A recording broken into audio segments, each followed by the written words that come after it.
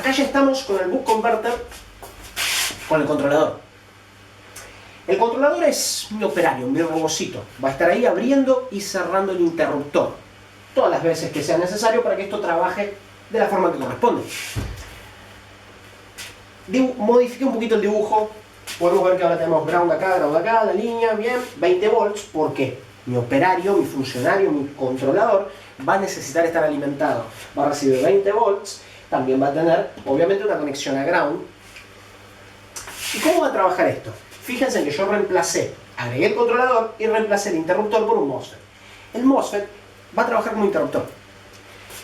En el momento que este MOSFET no tenga tensión en su gate, que es este terminal que está conectado al controlador, este MOSFET va a estar cerrado, va a ser un interruptor cerrado. La corriente va a venir por acá. Acá yo tengo un diodo en inversa, choca contra el diodo, por acá no pasa nada, la corriente no llega hasta el otro lado, lo doy vuelta, fin. Pero sabemos que si nosotros enviamos una tensión al gate de este MOSFET, vamos a hacer con que el interruptor se cierre. En este momento el diodo ya no vale nada. Cuando el controlador, mejor dicho, cuando el controlador envía una tensión hacia el gate de mi MOSFET, esto ya no es más un MOSFET con diodo, no, esto es un interruptor cerrado, esto es un puente. En realidad va a tener una resistencia muy mínima, pero muy mínima, muy ínfima, y para todos los efectos va a ser un puente, un cable. Esto se transformó en un conductor y va a permitir que la corriente pase por él. Siempre que el controlador esté enviando el pulso al gate. ¿Por qué digo pulso? Porque va a trabajar exactamente como vimos con el tema del time on, del encendido y apagado. El controlador va a enviar un pulso, tensión al gate, por un determinado tiempo. Esto es un pulso, pulsa. ¿Vieron como esos aparatos que se les ponen a la gente que está en el hospital? ¡Tum! ¡Tum! ¡Tum! Pulso.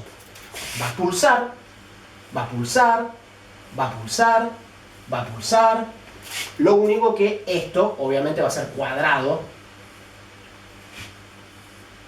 Son pulsos de onda cuadrada que los vamos a llamar de PWM. Pulse Width Modulation. Vamos a tener un pulso así, cuadradito, que este va a ser el tiempo donde el gate está recibiendo tensión y los 20 volts pueden pasar por él, y este va a ser el tiempo donde el gate no está recibiendo tensión.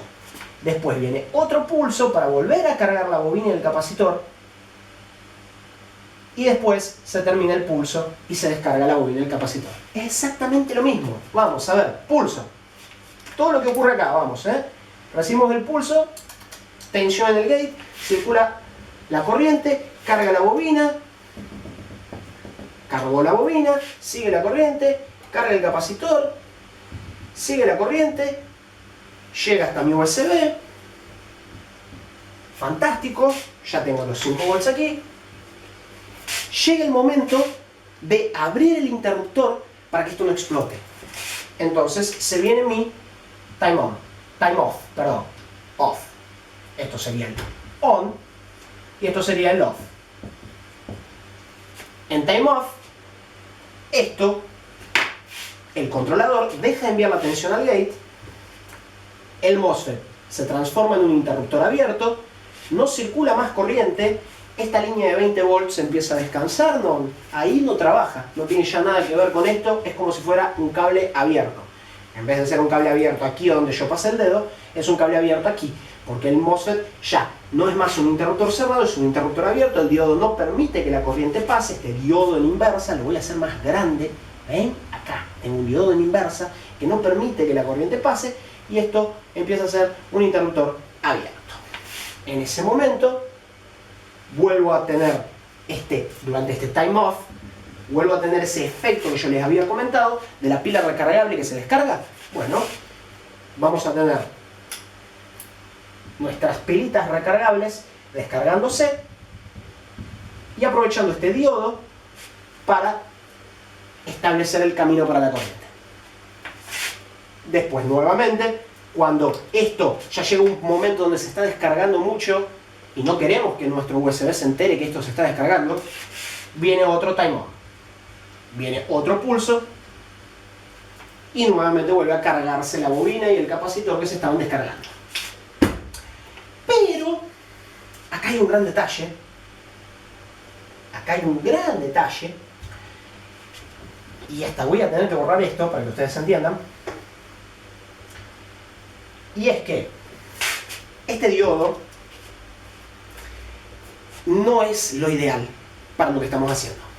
El diodo, para los que no se acuerdan, va a tener una caída de tensión. O sea, va a permitir que la corriente pase de positivo a negativo. En este sentido, la corriente pasa, joya, no hay problema. Pero el MOSFET va a generar una caída de tensión. No es un conductor perfecto, ¿no? Por algo le dicen semiconductor, ¿no? Puede ser conductor, puede ser aislante, no es un conductor, no es un pedazo de cobre. Entonces, lo que va a ocurrir es que si yo, por ejemplo, tengo 20 volts, dependiendo del diodo que yo esté utilizando, del otro lado, yo puedo tener 19.4 volts, 19.8 volts, dependiendo del diodo que yo esté utilizando. Por eso inclusive en estas fuentes, si ustedes logran encontrar aún algún equipo que las utilice, calculo que sí, yo por lo menos en lo que son notebooks y eso no la van a ver más. Ya vamos a ver qué es lo que se utiliza. Solía utilizarse diodos Schottky. ¿Por qué? Porque están más optimizados para este tipo de tarea, minimizan ese desperdicio de energía, esa caída que tiene nuestro diodo, ¿no? Entonces se utilizaban diodos Schottky como para intentar amortiguar un poco eso. Además son diodos rápidos que están preparados para esta tarea de encender, apagar, porque recuerden, el diodo en un momento bloquea, en otro conduce, en uno bloquea y en otro conduce. Y eso se tiene que repetir 500.000 veces por segundo.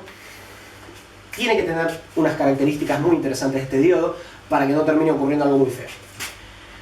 Pero sea como sea un Schottky o no sea, sigue siendo un componente que no es lo mismo que un interruptor cerrado. No va a poder optimizar tanto la energía que estamos usando aquí, ¿no? Porque el objetivo siempre es poder consumir la menor cantidad de energía para lo que estamos haciendo.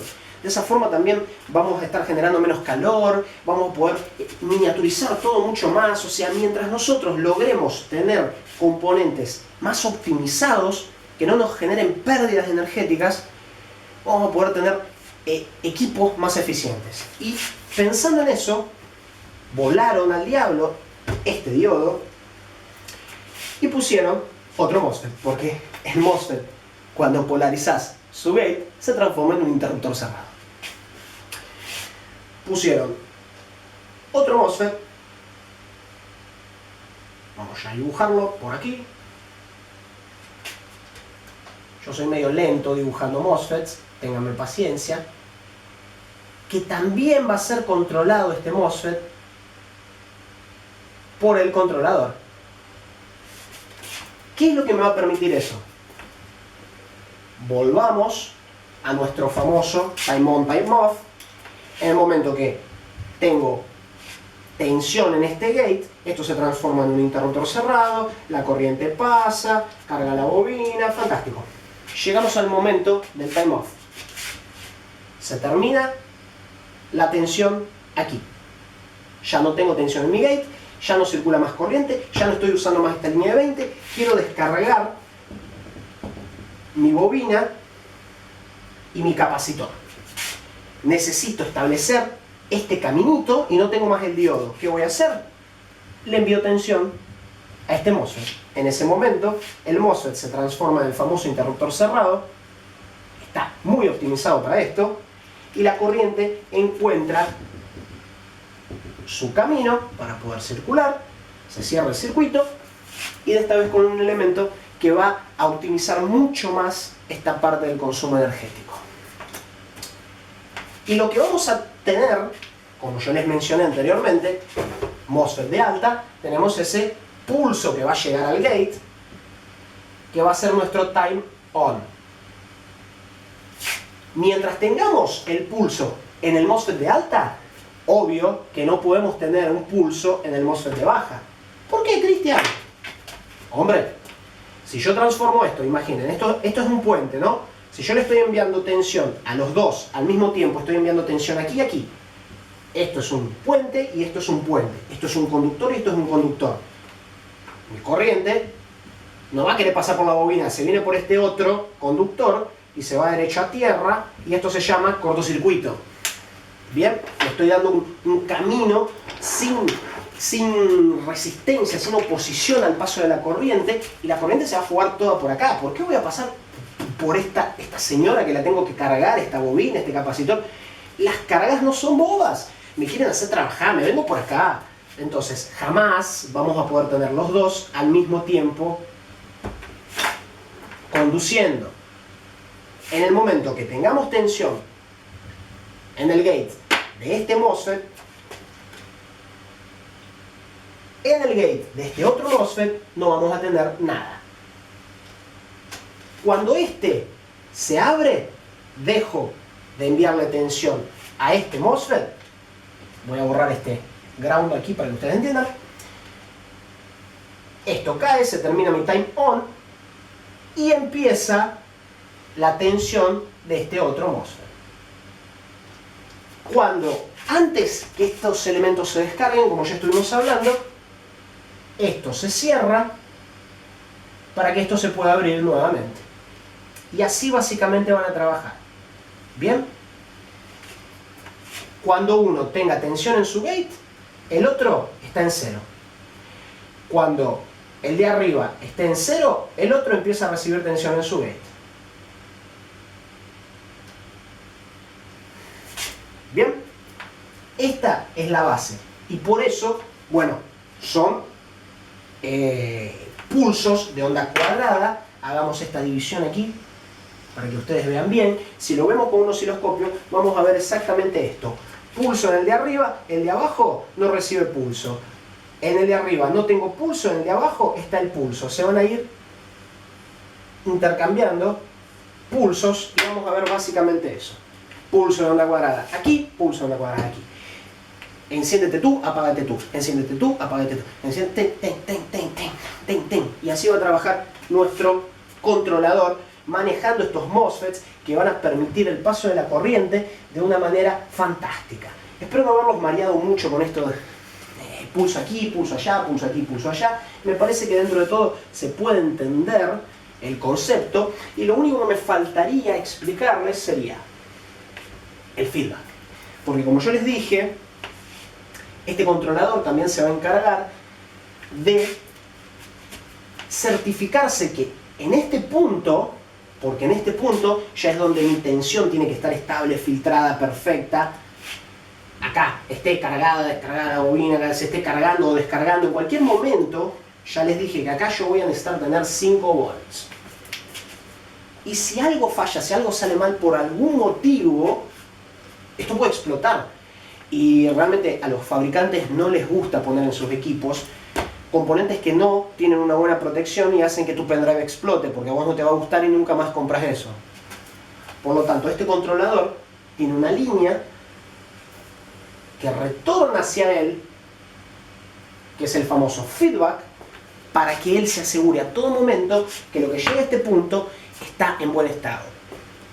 Es más o menos, ¿se acuerdan del rey que tenía los catadores para ver si la comida no está envenenada? Bueno, el controlador va a estar probando la comidita del USB a todo momento. Si en algún momento él detecta que algo está mal, que esa comida no es buena, que podemos terminar haciéndole mal al USB, se frena la producción, se corta todo, esto se abre, todo se abre, basta, listo, no se trabaja más. ¿Bien? Así básicamente va a funcionar este controlador, va a funcionar el buck converter de los equipos que vamos a estar revisando. Ahora vamos a ver algunos ejemplos ya en diagramas, pero esta es la base de un buck converter de una notebook, un MacBook, un desktop, una consola de videojuegos. Vamos a ver varios ejemplos. Esto se repite y se repite y se repite. Cambian los controladores, cambian cantidad de terminales, cambian algunas cosas, pero siempre van a ver. A veces podemos tener más de un MOSFET de baja o podemos tener varias fases, pero es siempre lo mismo. Esta es la base, así funcionan, agregando un par de cosas, quitando un par de cosas, cambiando un par de cosas. Este es el principio de funcionamiento. Y es muy importante que más o menos lo tengan en mente, cuanto más lo tengan en mente mejor, para poder entender bien lo que sigue, para poder entender bien cuando lo vean en un diagrama, cuando tengan un defecto, para poder interpretar mejor todo lo que va a venir por adelante. Bien, cortemos por ahora. Esto repito y aclaro, evité de hablar algunos conceptos como por ejemplo el valor de los pulsos que va a ir a los gates de los MOSFETs, porque eso, bueno, ya implica un poquito más de trabajo arriba de lo que sería el controlador. Ya tendríamos que hablar de otros terminales. No quiere decir que no lo vayamos a ver, quiere decir que por ahora es algo que vamos a dejar en stand-by, porque necesitamos, antes de correr, necesitamos caminar. ¿Bien? Y si venimos con algunos conceptos un poquito más complicados, si yo en vez de hablar de, yo acá estoy hablando de un terminal, 2, 3, 4, 5 terminales de un controlador, pero este controlador tiene 20 terminales, o puede tener 24 terminales, yo te la complico. Empecemos con 5, después vemos cómo seguimos, ¿ok? Así que cortemos y sigamos ya con algunos ejemplos en algunos diagramas.